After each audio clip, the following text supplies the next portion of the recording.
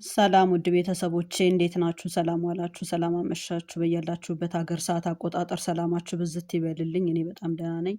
እ እኔ በጣም የገረመኝ ነገር ስላለ ነው ሰው ራሱን ማጥፋት አሁን ብዙ ዛሬ ብቻ እኔ 3 ሰው ነው 4 ሰው ሞተ የሚባል ከአረብ ሀገር ሰማሁኝ እና አንደኛ ይሄ ለቤተሰብ በጣም ከባድ ነገር ነው።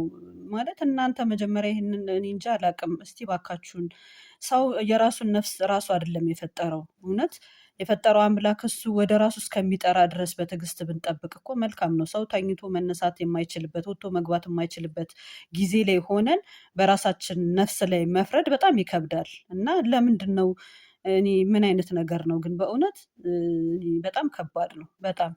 ለምንድነው ራሳችሁን በራሳችሁ ላይ እንደዚህ አይነት ፍርድ? ለምሳሌ እኔ አሁን እንደዚህ ልል የቻልኩት ምንድነው የሞቱት ሞተዋል፣ ነፍሳቸውን ይማር። መቼም ያው አሁን ራሱን ያጠፋ ሰው በምድር ፍታት የለም፣ ቀጥታ ነው ወደ ጉድጓድ እንትን የሚባለው። ፍታት እንኳን በምድር የለም፣ በሰማይም ጥያቄ የለም።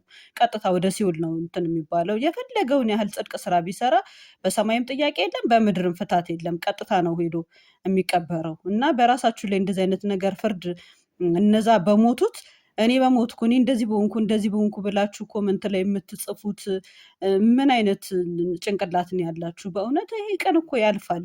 እናንተ እኮ አረብ ሀገር ሄዳችሁ እንድትሰሩ ምክንያታችሁ ጤናችሁ እኮ ጤነኛ ስለሆናችሁ እኮ ነው አረብ ሀገር ሄዳችሁ የምትሰሩት። ስንቶቹ እኮ ይሄንን ማየት እየፈለጉ ያላዩ አሉ።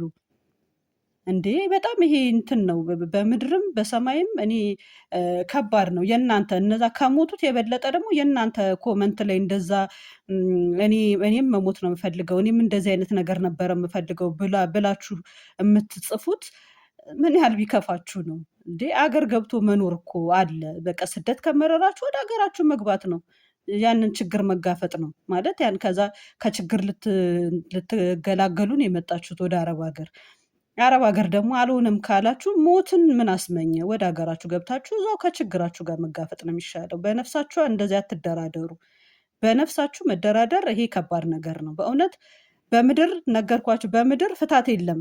ቀጥታ ሳጥን ውስጥ ትገባላችሁ፣ ከቤታችሁ ወደ ጉድጓድ ነው። ፍታት የሚባል ነገር የለም። በምድር ፍታት የለም ማለት ደግሞ በሰማይ ጥያቄ የለም።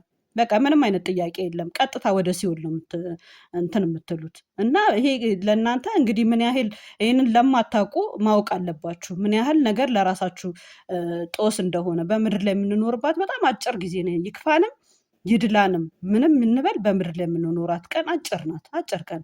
ምናልባትም እኮ እናንተ ትላንትና ነፍሳችሁን አጥፋችሁ ነገ ሊሆን ይችላል እኮ ጥሪያችሁ አይታወቅም። ስለዚህ ለዚሽ ጊዜያችን ለምንድን ነው እኛ በራሳችን ላይ የምንፈርደው? እኔ ከሞቱት የበለጠ የተናደድኩት ራሳቸውን ካጠፉት የበለጠ የተናደድኩት ኮመንት የሰጣችሁት ነው። ምን ማለት ነው እንደዚህ በራስ ላይ እንደዚህ ይህን ያህል ነገር አዋጅ ማወጅ? በራሴ ላይ እኔ የሞት አዋጅ አላውጅም። እግዚአብሔር በጠራኝ ሰዓት አቤት ብዬ ሄዳለሁ። የሆነ ቀን መጠራታችሁ አይቀርም። በአደጋም በሉት ተኝታችሁ መቅረትም በሉት ምንም በምንም በኩል እናንተ በምትጠሩበት አጠራር ትጠራላችሁ። ምን የሚያስቸኩል ነገር መጣ? እንደዚህ ይህን ያህል ነገር ምንድን ነው? እግዚአብሔር ጤናዬን ስለሰጠኝና ተሰድጄ እንድሰራ ስለፈቀድክ አመሰግናለሁ። ሌት ተቀን ከእናንተ ምስጋና ብታመሰግኑ፣ ጸሎት ብትጸልዩ እኮ እንደዚህ አይነት ሀሳብ እንድታስቡ አያደርጋችሁም ነበረ እና ስለዚህ ይሄ የሴጣን ሀሳብ ነው። ከአእምሯችሁ አርቃችሁ እግዚአብሔርን እያመሰገናችሁ ስራችሁን እየሰራችሁ ኖሩ። መስራት ካልተቻለ ደግሞ ወደ ሀገር መግባት መፍትሄ ነው እንጂ እንደዚህ አይነት አዋጅ በራሳችሁ ላይ አታውጁ። በጣም መጥፎ ነው። ለምን ይሄንን የተመኛችሁትን ምኞት አንድ ቀን እንድታረጉት ይገፋፋችኋል። ለምን ካፋችሁ ወጥቷል ይሄ ነገር፣ ምኞቱ አለ ውስጣችሁ። ስለዚህ ሴጣን ደግሞ እንዳትተኙ እየኮረኮረ ሁልጊዜ እያሳሰባችሁ እናንተ ስትረሱት እንኳን እያሳሰበ ይህን ነገር እንድታደርጉት ያደርጋችኋል። ስለዚህ ይህን ሀሳብ ያሰባችሁ ልጆች ቶሎ ብላችሁ ወደ ራሳችሁ ተመለሱ። ጸሎታችሁን ጸልዩ፣ ንስሐችሁን ግቡ። በእውነት በጣም መጥፎ ነገር ነው የተናገራችሁት። የእናንተ ነገር ነው እኔ የከበደኝ። የሞቱት መቼም አንዴ ሞተዋል፣ መቼም ምንም ማድረግ አይቻልም እንግዲህ። ስለዚህ ራሳችሁን ጠብቁ እላለሁኝ።